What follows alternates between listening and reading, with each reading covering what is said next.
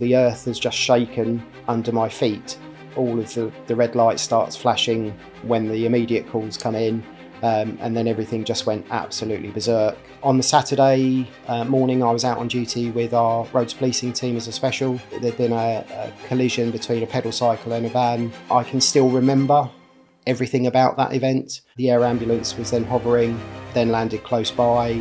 I can still feel the breeze of that, the taste of the aviation fluid exhaust. We then had to blue light Mum from her workplace all the way into the centre of London. Her scream was louder than the siren. It wasn't until 8 years later that I went to a local tribute act, and this lady kept looking at me and I'm thinking, I know you, how do I know you? It was at that moment it just felt like I got hit around the side of the face with a brick.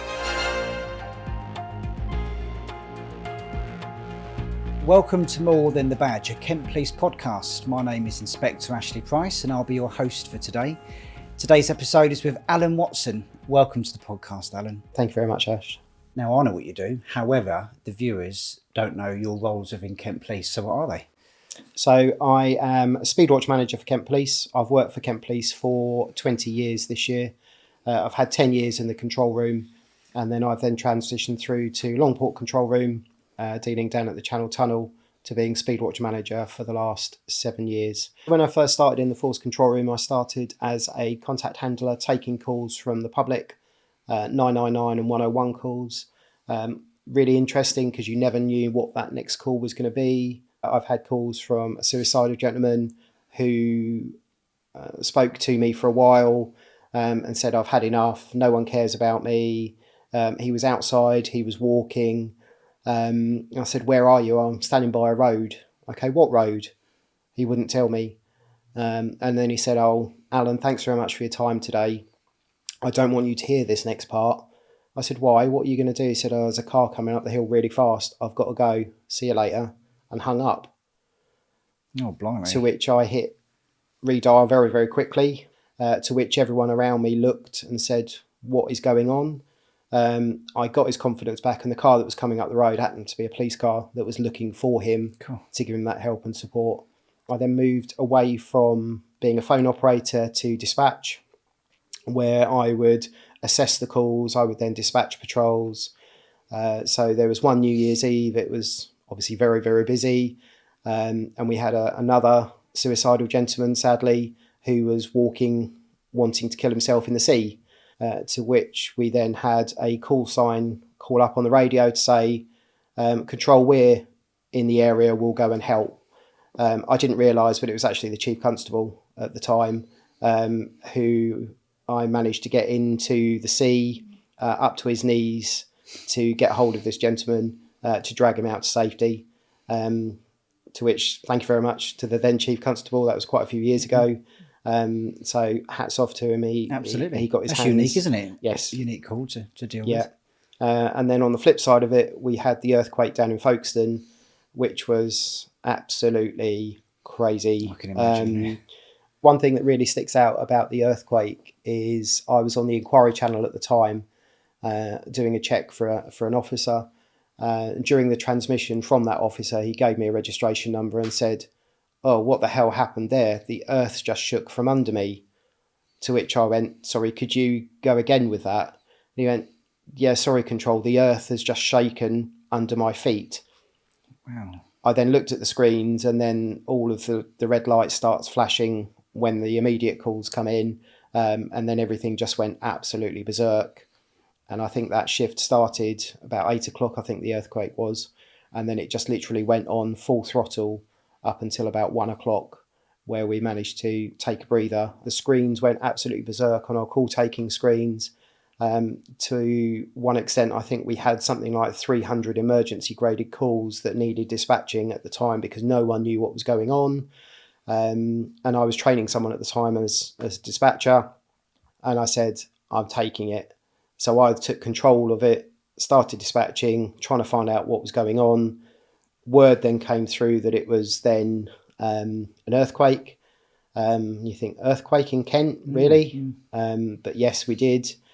We had calls from explosions, from Sandwich all the way down to Dungeness, all around the coast. So we had no idea what was going on. But it was absolutely manic, crazy, a very long shift, but thoroughly enjoyable because we all pulled together. After I've done a little bit of dispatching, I've done some research in our research bureau with our P&C bureau, really interesting because you're actually able, given the time, to do a little bit of digging to find out what people are going up or what they're up to, what they're doing. And then I've also done some team leadering as well. We deployed in a mobile incident control vehicle at one stage to a hostage situation. And you think, what are all these vans turning up? And it's real James Bond style. You're thinking, where's the TV crews? And you get all of these vans that are turning up, and it's an interview room, and it's all the sneaky beaky type stuff. And then firearms turn up, and everyone else turns up, and you think, where did you all come from? But we've got the capabilities, and we're there to help preserve and protect. The other role that I do is Special Chief Inspector, where I've been a volunteer officer for the force for 23 years now. So both thoroughly enjoyable roles that I enjoy doing. So you've been with the force for quite a number of years, and it just goes to show, doesn't it, that you can do various roles within the job. But what inspired you to join the Special Constabulary right at the start? So when I first met my partner, I used to live out of county. I'd always wanted to be a police officer, so I joined Specials up in Suffolk. Then met my partner, and then we moved down to Kent. So I started my own business. That didn't work out. Saw an advert for the Specials and thought, yeah, I'll give it a go. So I then joined the Specials many years ago. Things have changed a lot in that time. When I first started, all we did was village fetes, carnivals, and bits and pieces, whereas now we would take on the running of a division or a district for a shift, just to assist and take off some of the pressure from our local policing colleagues. And it has changed. I mean, I joined 24 years ago now, and as you say, that's all we done, wasn't it? It was fetes and carnivals, boot fairs, and that type of thing. And it's come on leaps and bounds now, isn't it, for the better? What's your most enjoyable part of it? The enjoyable part is helping people. We are human. We're not a robot. So we're here to help people. We see the best of the best, the worst of the worst. We see people that are at the lowest point, but they see us come through the door and we're there to help them. My mantra since I've been working for the force is I will always help someone to the best of my ability. If I can't help or I can't answer the question, I'll go and find someone who can answer or can give me that help so that I can give that support to a victim of crime, an offender, or a parish council meeting that I'm going to for a Speedwatch related matter. Now, I know that you're really passionate about the Speedwatch role and the Special Constabulary role, and you do many, many, many hours. How do you split your time between both? I do wonder that sometimes myself, and I know that I do spread myself quite thinly sometimes. However, I'm passionate about the job that I'm doing. Ultimately, with Speedwatch, I'm here to save lives. And if I manage my team of 2,000 volunteers by us all taking that small part in trying to reduce the killed and seriously injured in Kent, then I've done my part. From my specials point of view, yes, I'm that person that stands at the side of the road with a speed gun, dealing with some of those speeding motorists. But I've been on the flip side. I've attended incidents previously where there's been someone that's been seriously injured or a fatality where speed or something was a factor that obviously led to that sad occasion. So the Speedwatch role, as we know, is your paid role. Yes. And the Special Constabulary is a volunteer role. So how do you work out your home life balance? So Speedwatch, it pays my job, or it pays my wages. So that obviously takes the priority of it. Working through for specials, that's in my own time. So as long as I give 16 hours a month, then that's our minimum requirement that we need to do as a special. There are some times that I won't do the 16 hours because work is very, very busy. I know that we've got other specials within Kent that will do a lot more hours than that. Many years ago, before Speedwatch got as big as what it is, I was doing a lot more hours with the specials. However, Speedwatch has taken off more, so therefore I've had to step back a little bit more with the specials, but I'm still able to run alongside and double hat and deal with both of those because I enjoyed doing what I'm doing. And for the people that don't know the Speedwatch role in particular, what is it? Is that run by volunteers? Is it, and how many do you have to look after the roads in Kent? So back in 2005, Speedwatch was formed by Avon and Somerset Police. We then adopted it in Kent around about 2008, 2009 time, and we had 13 variations of Speedwatch. That's then evolved where we've centralised it. So we've currently got just around about 2,000 volunteers operating at 3,000 locations, and we deal with speeding vehicles that are travelling in 20, 30 and 40 mile an hour limits. Volunteers stand at the side of the road, they're trained, they're provided with equipment. They measure or mark down some details about that vehicle. That's then passed through to us. We will then assess it and then send out warning letters to drivers. 93% of vehicles that we see, we don't observe again in another 12 months. So that's a nice little win for us in the community. But we then have other vehicles that then go on to do repeat offending. So they'll get a different letter, or they'll get an officer that will go around and speak to them, or we will then be able to use officers to go and stand at the side of the road with a speed gun to actually go and detect them speeding at that time. And then a prosecution would then follow with points and or fine from there. What do you think the feedback is from the local communities in relation to the scheme? Overall, really positive. We can see the county's speeds reducing where Speedwatch has been operating. I was taken aback just after Christmas when I looked at our facts and figures. Since 2016, since I started as Speedwatch manager, we've processed 341,000 observations of speed. But there's been 2.1 million vehicles that have passed our groups at the time of Speedwatch operating at the roadside. So it's 7% of vehicles or thereabouts that have actually been speeding. So that 2.1 million vehicles, they've all been reminded there's a speed limit in the area. So next time they drive through that community, they're remembering that there was a speed check. We all know where those speed cameras are, so we slow down for them. And that's the whole purpose of Speedwatch. We're not out to get as many people as we can. We're out there to educate those that are driving the roads that there is a speed limit there for a reason. You get quite a lot of drivers who become habitual drivers. They get in the car, they're driving the same routes, they become sign blind. They know where the bends are, they know where the children are standing waiting for a school bus. So sometimes with a group of residents standing with a high-vis jacket on the side of the road, it just breaks that driving cycle, and then you don't know if you're going to get a Speedwatch letter from me or not. So it's about just reinforcing that there's a speed limit in an area to make it slower, safer and more pleasant for people to live. I'm sure that you or any of the audience would be really frustrated if there was constant speeding vehicles outside your front door, where a Speedwatch can help and assist with gathering that information that goes to the local highways as well as going to the local officers so that they can target their time more appropriately, standing at the side of the road when we've got a speed problem, not just standing there for the sake of it, thinking that we're going to have a speed problem all of the time when there isn't all of the time. And how do people join?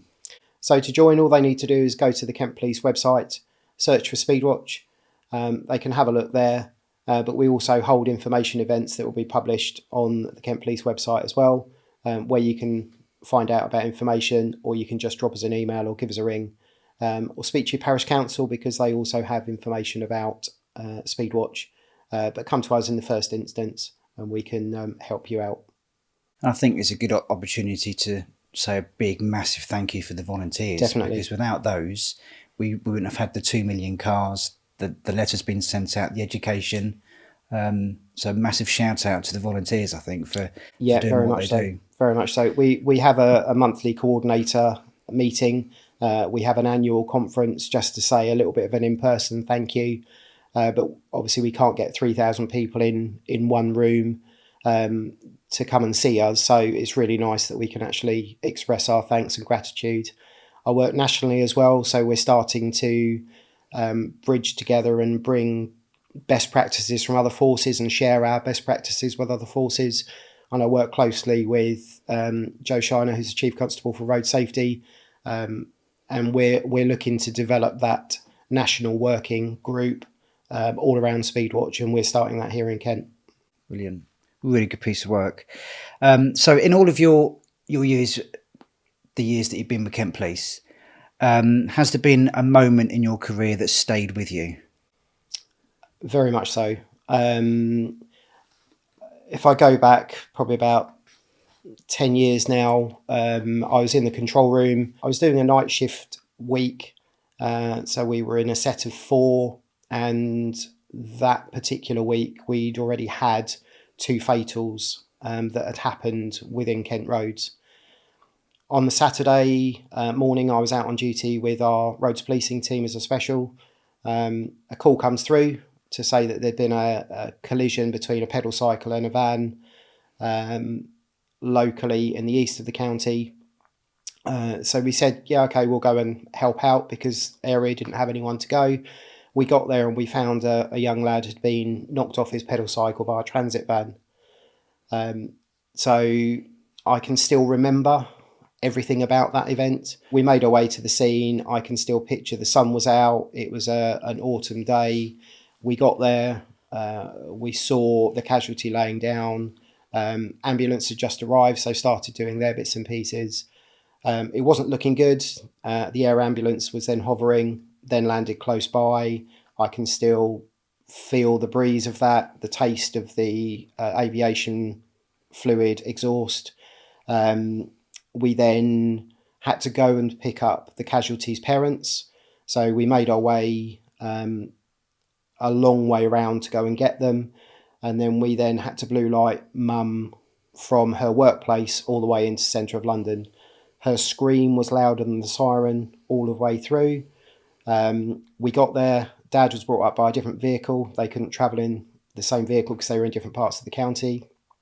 We got there, settled mum and dad down as best we could do, left it to the fantastic NHS staff for them to do what they could do to try and support the casualty. At that point, the next day, unfortunately, they had to turn the life support off. We're supported greatly in Kent Police with trauma risk incident management, so TRIM. So I know that I can pick the phone up to a lot of people to get some help and support if we need to. After the week of dealing with 2 fatalities already as a control room operator to then physically going out on the road, it did take my toll. So I did get some help and support, which was fantastic. Everything calmed down, life went on. It wasn't until 8 years later that I went to a local tribute act at one of our local venues down in the east of the county. And this lady kept looking at me and I'm thinking, I know you. How do I know you? And it was starting to bug me. My partner went over and said, oh, he works for the police. To which she went, I haven't had any dealings with the police. And I went, you're the mother of the casualty that I dealt with, aren't you? And it was at that moment, it just felt like I got hit around the side of the face with a brick. How I managed to keep my emotions together, I don't know. But we had a little bit of a chat. She passed on her grateful thanks, etc. My crewmate who was with me at the time, he's still serving. I stepped out, lost it a little bit when I was by myself because obviously the emotions were still flowing. Of course, yeah. And then the next morning I actually phoned my colleague to say, can you remember this crash? He said, definitely. It's one of those that sticks in my mind. I've been to many, many fatals, but that one's up there. And I said, oh, the casualty's mum wants to pass on her personal thanks. She didn't know who we were, but she knows who we are now. And it was one of those moments of what happened there. And it was, to get her gratitude out of a really dreadful incident was really, really humbling, which is why I've got so much passion about road safety, because we've all probably seen the driver that drives too fast or is swerving about, and you think you're going to be the next statistic. So if we can all play a part in reducing those speeds, reducing those risks on the road, is it worth that squeezing the accelerator or that extra drink, or even thinking about drinking, or whatever it might be? Is it worth it? No, it's not. Because do you really want to have a visit from a police officer to say your loved one is in hospital? Yeah. But that's the side of the organisation and the side that people don't see, that we have to pick up the pieces. And that's why I'm going to continue to do both of these jobs hand in hand, passionately, because I have a real passion for road safety here in Kent. And I can sense the passion, Alan, just through talking through you now, and also me knowing you outside of this environment. And I take my hat off to you, because it's a really tough job, really tough job. So in amongst your many years again, and you've emphasised the fact that every day is completely different with the police. But what's your proudest moment with whatever hat that you wear? What's your proudest moment so far that you can tell me? A hard one. Being here for so long, there's always going to be things that stick out as a real moment that I've helped or I've achieved something. I was recognised as Special of the Year probably back in 2019. That then led on to me going to a regional awards ceremony where sadly I was just a runner-up. But it's still nice to be recognised as a volunteer, giving up my time for nothing, to be involved in an organisation that recognises the value of what we do as a volunteer. Quite recently I got recognised for an award as our Specials Awards for digital innovation for work that I've done there. So that's a proud moment. I look forward to coming to work, so I'm quite proud of what I do. When I looked at all of my facts and figures in December, I thought, wow, it's not all me, but it's my team. Not a lot of people can say that they manage 2,000 volunteers. I can, because I do. So I think all in all, there's so many different times throughout the 20 odd years that I've worked here that there's been proud moments. And I thought, yeah, I've played a part in that. There's too many. I'm just proud to do what I do. And well done for the award again, because I know how much work you put into that. Thank you. You touched on the incident earlier, which was a horrific incident, I can imagine. What's the support and the camaraderie like with your colleagues in relation to that, and how did you all pull together? Second to none, to be honest. We have got such a fantastic network of support out there. Males are quite reserved to asking for help or showing their weaker side of emotion, but sometimes you just have to reach out, even if it's just to pick the phone up to say, hello, how you doing, to start that conversation with people. There's so much mental health out there in the wider world, and we're humans. So we've got a fantastic support network here with Trim, our occupational health colleagues, line managers. There is a massive network out there that we can pick the phone up to. If it's not internally and we want to speak to someone totally independent, we've also got that access and that network that we can do that, as well as rehabilitation from injury, etc. That's another option that's available to us as a volunteer. And have you come across any misconceptions in the police that you've seen or heard, and have you addressed any of these? Quite a few, especially within the Speedwatch world. There's a misconception that we are there to generate money from the innocent motorists. That is certainly not the case. We are there to enforce the law. The law is there is a speed limit there for a reason. And then the monies that are generated from that doesn't come to Kent Police. People think it pays for our Christmas parties, etc., etc. It doesn't. It goes to the Central Treasury, and then that's reinvested back into road safety matters. And then a small proportion comes back to Kent Police for the processing of those offences.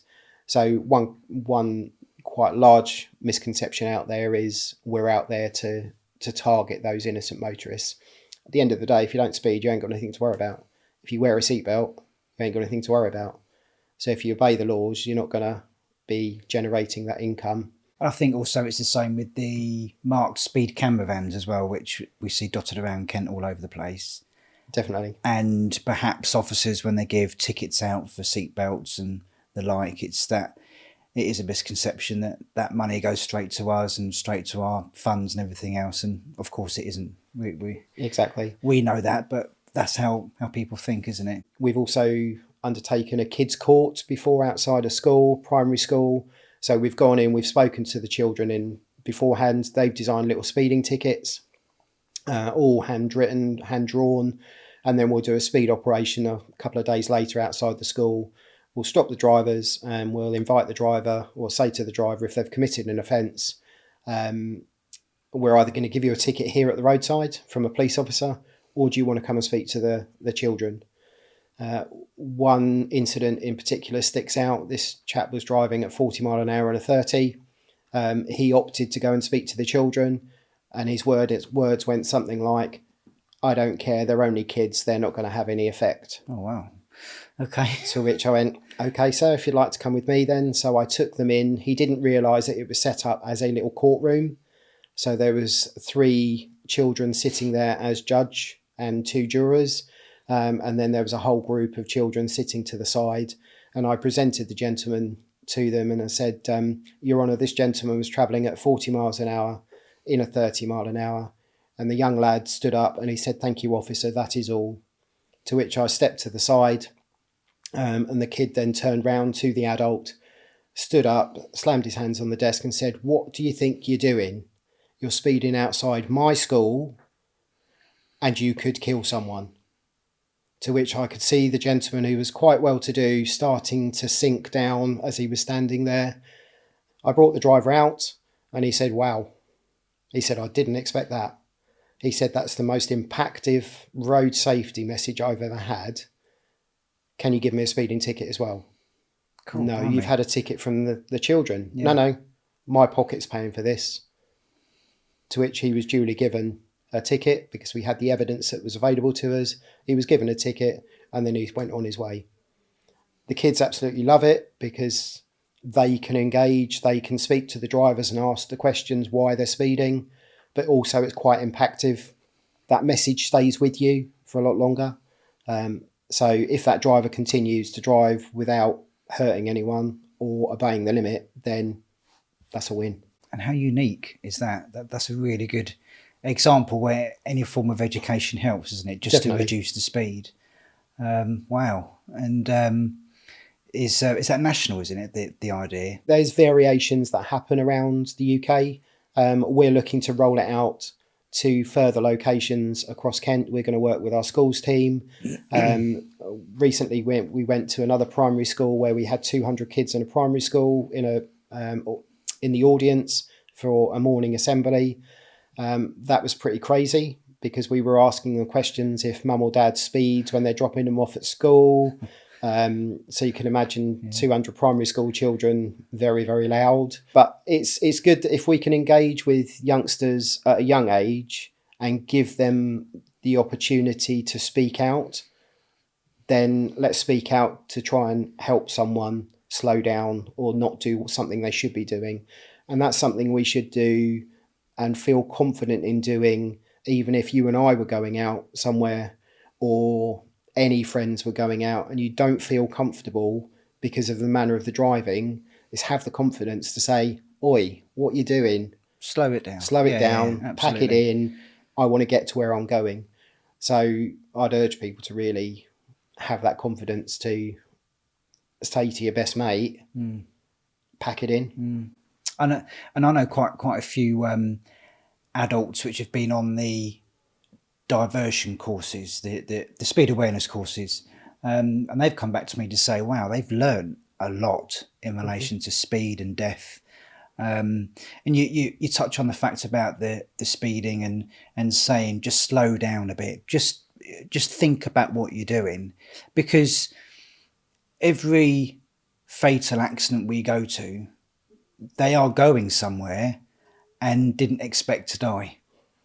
Exactly that. And it's that impact of when you attend the incident and think these people were not meant to die because of a impact factor, whether it's speed, the car, driver error, but a majority is the speed, isn't it?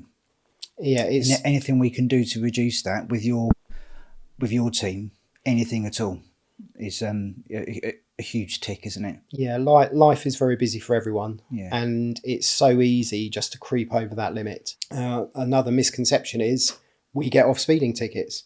We certainly don't, because we are still dealt with. Even if I'm driving a police car on blue lights on response, there is still a notice that will come through to me for me to justify my actions.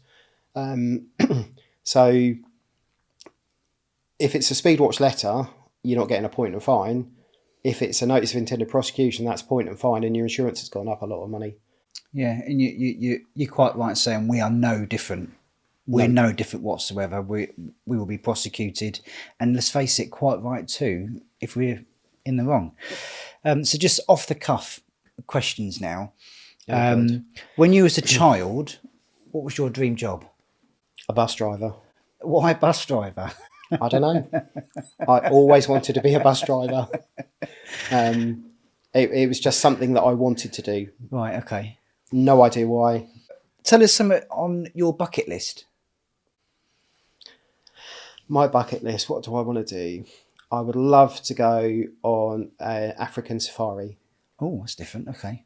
I do a little bit of photography in some spare time. I do have a bit of spare time. And I tend to go towards sort of photography of wildlife. So what better place to do it is on a safari somewhere. Any particular animal that you want to photograph? Elephants. Yeah, I love elephants. Because they never forget. Not like me. Who are you?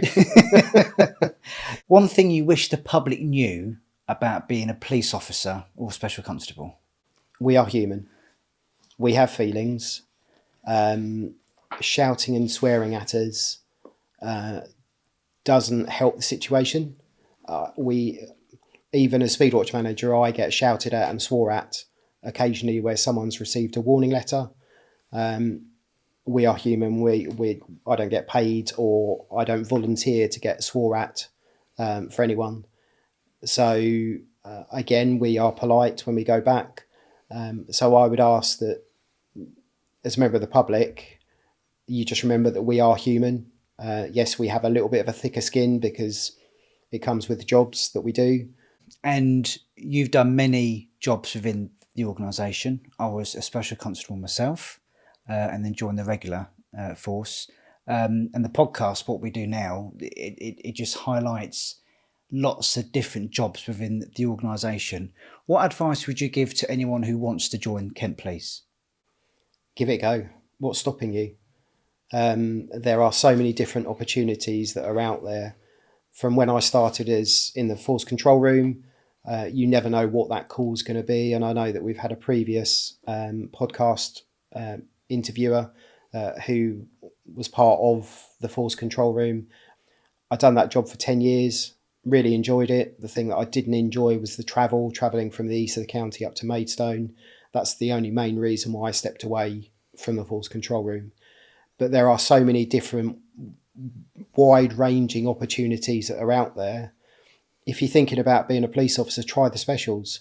If you're already employed and you're enjoying the job that you're doing, but you've always wanted to itch that wish to be a special, then join as a special, because it gives you both worlds. It gives you your paid job, it gives you the specials. If you like the specials and then you want to then transfer to becoming a regular officer, then there's transition routes that you'll be able to then take. If you don't ask the question, you don't know what's available to you.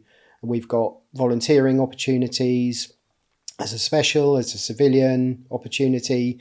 You've got obviously police officer opportunities, detention officers, you name it, the world is your oyster. If you have enjoyed this episode, don't forget to follow us on Instagram, X, Facebook and LinkedIn, where we'll be posting previews of our upcoming episodes.